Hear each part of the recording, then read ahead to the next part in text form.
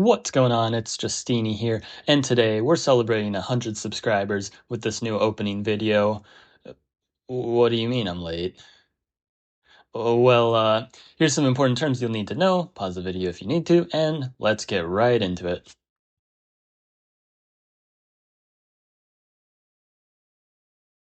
First opening here that we'll be looking at for Xin-xi is if you have a lot of Tier 1 resources. In this case, the spawn has a lot of fruits, so it makes sense to go Organization here. So on turn 3, we're going to buy Organization, and we're going to use that to level up one of our cities.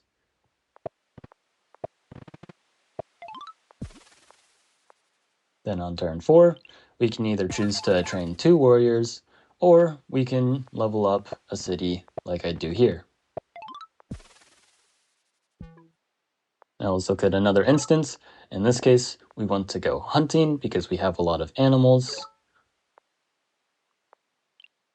But oh no, we miss our second city. Well, we're still fine. We can go ahead and get hunting on turn 3 and level up our capital. And then next turn, we will have 4 stars, which we can use to upgrade our second city. It's not recommended to train warriors here, because you can only train 1. It's much better to upgrade in this case. And now, if you don't really have a lot of animals or fruit, then it might be better to go and get mining. So in this case, we get mining on turn 3 before capturing our first city. And then on turn 4, you can choose to either train 2 warriors or to level up one of your cities with a mine. In this case, I choose to train 2 warriors, but either one is fine. Now, the final opening for Xin-xi, if you miss your second city, but you need to go for mining, like in this case, what you'll do is on turn 4, you'll buy mining, and unlike before, you don't really want to train warriors, you want to get a mine.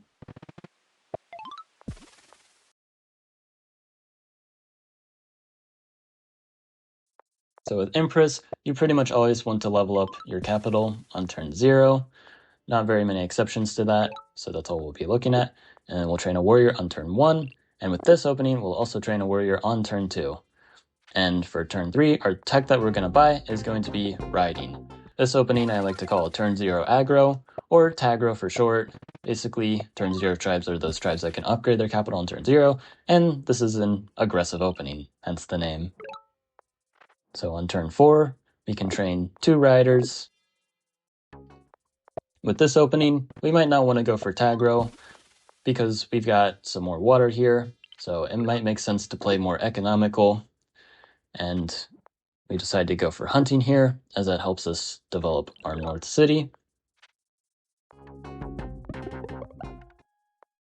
We level up that north city, and then on turn 4, we can level up that city again, and then optionally train up to 2 warriors.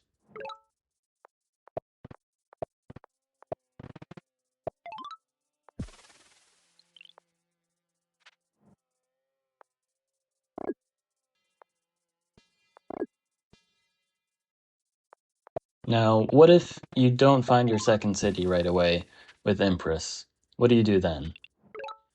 Well, you should still be fine. You can train a 3rd warrior on turn 2, and while you won't be able to do much on turn 3, on turn 4, you can buy a tier 1 tech like hunting or fishing, and then you can set yourself up to get forestry later, or sailing, depending on what your plans are. You can train a warrior if you want to. And then let's look at one last case where you want to go for tagro, but you miss your second village. You want to be very careful about this one. You miss your second village, do not train a warrior on turn 2. Instead, wait, train a rider on turn 3, because if you train a warrior on turn 2, you won't have enough population to train a rider on turn 3. And then on turn 4, when you capture your new village, you can get another rider and level up your new city. Now for lighthouse spawns, we won't really mention them for most of the tribes, but it's worth keeping in mind for turn 0 tribes. If it's relevant, as in you can level up your capital to level 3, you can use your third warrior, specifically your third warrior, not your first or second warrior, to move to that lighthouse to discover it. That way, your expansion is still good, and you get a little head start in development. And then from there, just play the rest of your opening normally.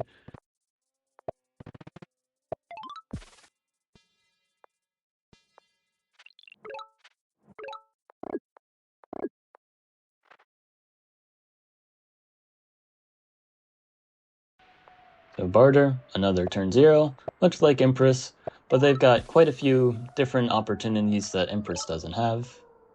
So, like for example, in this case, they can go for Forestry on turn 3, if they train a warrior on turn 2, kind of a typical opening. You can get Forestry on turn 3, you can chop one of your forests to level up your second city. And then this does a really good job setting yourself up for math later, as you have a really nice economy, and math is just one tech away. In this case, you happen to be able to level up your third city as well, and train up to 2 warriors if you want, but you don't have to. Now for this one, this is another approach to the forestry opening, but instead of leading to mathematics, we're going to take a different approach. On turn 2, we won't train a warrior, and on turn 3, we'll get forestry as normal, but we won't need to chop to level up that second city, because instead, on turn 4, we will chop one of our forests, so then we can get riding and train a rider. For this opening, we're going to assume that you don't really want to go for riders, and you don't have enough forests for a forestry opening to make sense. In that case, either go fishing or organization, in this case fishing, and level up that new city. And then on turn 4, you can optionally train up to 2 warriors, but again, you don't have to. It depends on the situation.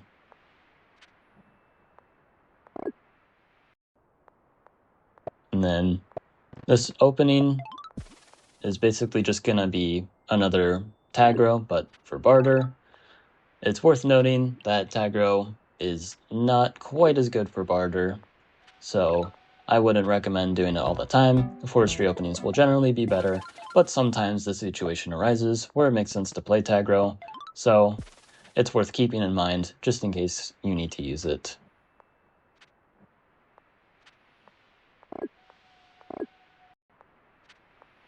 And now let's look at situations where you miss your second city. So in this case, you miss your second city, but things are still fine. You can train a second warrior, and then in this case, organization seems like a good idea, and you can use that to develop your capital in this case, but also develop your second city, and if you want to, you can train a warrior here as well, and you'll still be in a pretty solid spot despite a little bit of slow expansion. And now for this one, we'll look at another instance where you miss your second city, but you want to go for a forestry opening. So you see a lot of forests there, but we miss our second city. So in this case, you can train a second or a third warrior, but in this case I decide not to because I go mathematics. You can just go for forestry, but in this case I saw it made sense to go for math. In this game I was able to get a turn 6 giant because of that decision, but your results will vary based on how your cities look. Now this last case, this is just going to be the tag row, but if you miss your starting your second city, which again, it plays just like the Empress one. I really don't recommend using this one unless you expect your other city to have animals, but in some cases it is playable.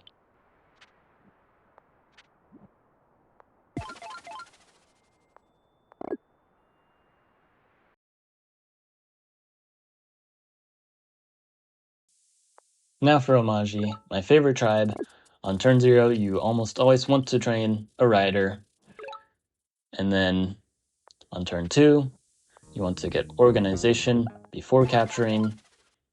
So then on turn 3, you're set up to level up your capital. And because we found our second and third city, we've got 6 star per turn, which we can choose to either train 2 riders, or we can get another city upgrade and a warrior. Now, let's look at some other situations, because that doesn't always happen. So in this case, we find our second city, but we don't find our third city. And that will change things up just a little bit. It's still perfectly fine for Oumaji here.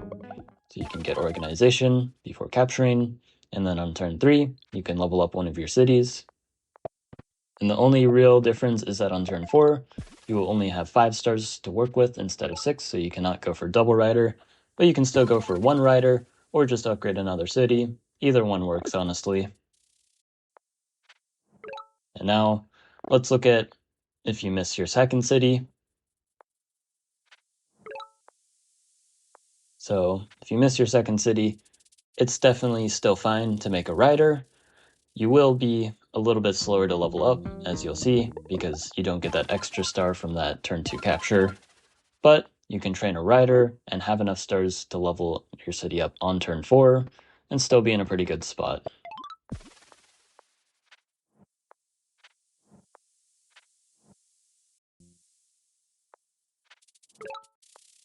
Now, if you miss your second city, but you don't want to train a rider, you can train a warrior instead. That'll allow you to level up your city on turn 3 instead of turn 4, but you will expand a little slower. This is a more economical approach, but it works in some situations. I prefer the riding opening, but a lot of people like using this as well.